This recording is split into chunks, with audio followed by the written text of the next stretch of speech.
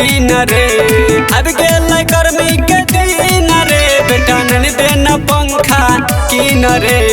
मैया छो तोहर झुमका रूसल नहीं दे तो पंखा किन रे।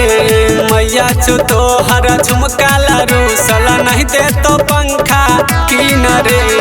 अब गेल गर्मी के दिन रे बेटा नहीं देना पंखा किन रे। अब गेल गर्मी के दिन रे बेटा नहीं देना पंखा किन रे। मैया छो तोहर नथिया रूसल नहीं दे तो पंखा किन रे। मैया छो तोहर नथिया रूसल नहीं दे तो पंखा किन रे।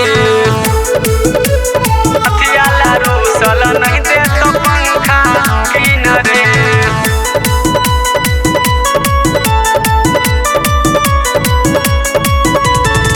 पिन्हले न चप्पल जूता चलना बाजार रे।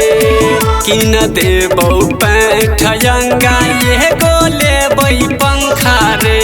अरे बेटा बई पंखा रे। पिन्हले न जूता चप्पल चलना बाजार रे। किन देबौ पैंठ अंगा ये गोले बई पंखा रे। अब गेल गर्मी के दिन रे बेटा नहीं देना पंखा किन रे। अब गेल गर्मी के दिन रे बेटा नहीं देना पंखा किन रे। मैया छो तोहर नथिया रूसल नहीं दे तो पंखा किन रे। मैया छो तोहर झुमका रूसल नहीं दे तो पंखा किन रे। हे बेटा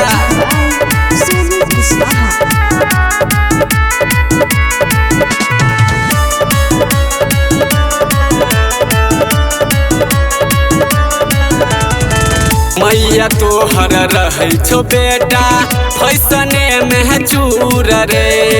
नहीं छो एकरा धियान तोरा नहीं छो एकरा हलूर रे। बेटा